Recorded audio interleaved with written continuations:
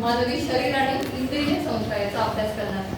आता आपल्या सगळ्यांचं मानवी शरीर तुम्ही रोज बघतात, तर आपल्या शरीरात कोणकोणते अवयव दिसतात ते तुम्हाला अवयव दिसतात, पण आतमध्ये काय असतं? अवयवांचा रक्त असतं, बरोबर? तर या रक्ताचे काय काय गुणधर्म आहे, त्याच्यामध्ये कोणकोणते घटक असतात ते आपण आज बघणार.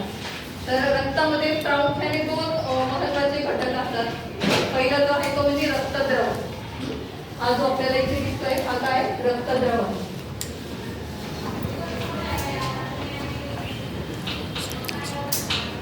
आणि दुसरा जो आहे इंद्रिय संस्था. तर शरीरामधला रक्त या घटकाचा आपण अभ्यास करणार. रक्तामध्ये जे काही घटक असतात ते आपण बघणार आहे.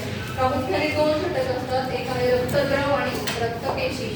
असं आपण एका टेस्ट ट्यूब मध्ये जर आपण रक्त पाहिलं, बरेच आपल्याला रक्त तपासावं लागतं, ब्लड टेस्ट करतो आपण, तर आपलं रक्त घेतात डॉक्टर. तर त्याच्यामध्ये असे दोन, जेव्हा ती ट्यूब असते त्याच्यामध्ये असे दोन भाग आपल्याला दिसू शकतात.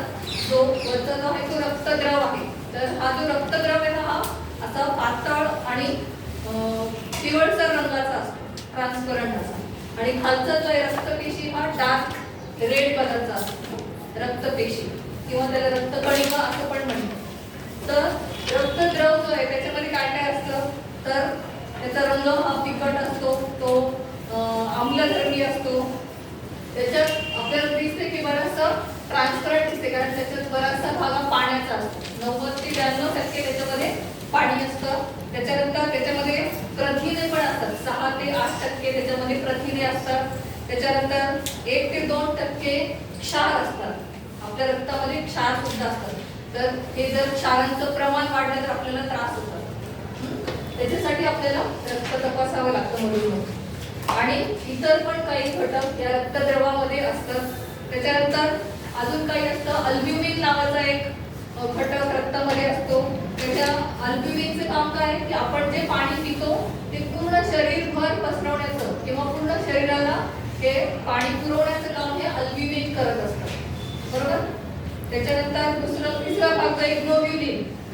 ग्लोब्युलिन जे आहे ते काय करते की आपल्या शरीराच्या संरक्षणाचं काम करते, म्हणजे वेगवेगळ्या आजारांपासून आपल्याला प्रोटेक्शन देतात. पुढचा भाग जो आहे तो फायब्रिनोजेन आणि प्रोथ्रोम्बिन. एखाद्या वेळेला आपल्याला काही लागलं, एखादी जखम झाली तर तिथनं रक्तस्राव होतो. तर लगेच काय होतं? हळूहळू ते बंद होतं, कारण की तिथे रक्त गोठतं आपलं. तिथे असं एक पातळ थर तयार होतो. कशामुळे? कारण की आपलं रक्त गोठतं.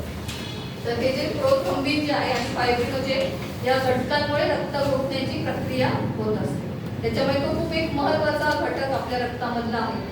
ज्या काही व्यक्ती अशा असतात की त्यांच्यामध्ये हा घटक जर कमी झाला तर त्यांचं रक्तस्राव थांबत नाही. तर अशा वेळेला त्यांना तातडीचा इलाज करावा लागतो. तर हा एक महत्त्वाचा घटक आहे. त्याच्यानंतर पुढचा जो घटक आहे तो म्हणजे असेंद्रिय आयने. आपल्या रक्तामध्ये बरेच असेंद्रिय आयने पण असतात, जसं की कॅल्शियम आहे, सोडियम आहे, पोटॅशियम आहे.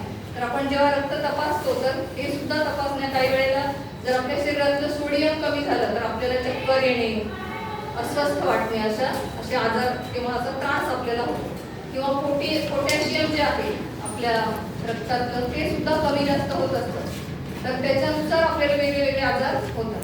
तर हे जे असेंद्रिय क्षार आहे त्याच्यामध्ये आहे कॅल्शियम, सोडियम आणि पोटॅशियम.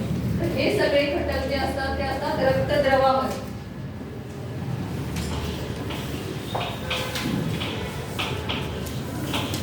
आता दुसरा दुसरा भाग जो आहे तो म्हणजे रक्तपेशी. आता रक्तपेशी मधले घटक आपण बघूया. रक्तपेशी जे आहेत ते लाल रंगाच्या पेशी किंवा लाल रंगाचा त्याच्यामध्ये घटक असतो. तुम्हाला सगळ्यांना माहिती असेल हिमोग्लोबिन आपण सगळ्यांनी ऐकलेलं आहे. आपण बऱ्याचदा डॉक्टर सांगतात हिमोग्लोबिन तपासा. तर ते हिमोग्लोबिन जे आहे ते या रक्तपेशींमध्ये असतं आणि त्या हिमोग्लोबिनमुळे त्या रक्ताला लाल रंग येतो. बरोबर, रक्त आपलं लाल रंगाचं दिसतं. ज्याचं रक्त जास्त लाल दिसतं कारण की त्याचं हिमोग्लोबिन जास्त असतं आणि ज्यांच्यामध्ये हिमोग्लोबिन कमी तर त्याचं रक्त इतकं लाल दिसत. तर रक्तपेशीमध्ये पहिला महत्त्वाचा घटक जो आहे तो म्हणजे लाल रक्तपेशी. आरबीसी सगळ्यांनी ऐकलं असेल. लाल रक्तपेशी आणि पांढऱ्या रक्तपेशी अशा दोन प्रकारच्या रक्तपेशी असतात. आरबीसी लाल रक्तपेशी आणि दुसऱ्या ज्या आहेत त्या डब्ल्यूबीसी पांढऱ्या रक्तपेशी. ह्या दोन प्रकारच्या पेशी आहेत. आरबीसी म्हणजे लाल रक्तपेशी. त्याच्यामध्ये ह्या ज्या पेशी त्या आकाराने लहान असतात. आरबीसी ह्या आकाराने लहान असतात आणि वर्तुळाकार असतात आणि केंद्रक नसतं. म्हणजे काय, पेशींमध्ये एक केंद्रक असतं बऱ्याचशा पेशींमध्ये, पण ह्या ज्या पेशी आहेत लाल रक्तपेशी याच्यामध्ये केंद्रक नसतं. पण डब्ल्यूबीसी जे आहे याच्यामध्ये केंद्रक असतं. हा दोन्ही याच्यामधला फरक आहे. तर ह्या आकाराने लहान असलेल्या सर्क्युलर शेपच्या आणि त्याच्यामध्ये केंद्रक असतं त्या म्हणजे लाल रक्तपेशी आणि हिमोग्लोबिन या घटकामुळे त्याला लाल रंग प्राप्त होतो. त्याच्यानंतर ह्या लाल रक्तपेशी शरीरामध्ये किती असतात तर प्रत्येक घन मिलीमीटर मध्ये 50 ते 60 लाख लाल रक्तपेशी म्हणजे आरबीसी असतात. किती, 50 ते 60 लाख. त्याच्यानंतर यांचं कुठे तयार होतात, अस्थि मज्जेमध्ये म्हणजे आपल्या बोन्स मध्ये ह्या लाल रक्तपेशी तयार होत असतात.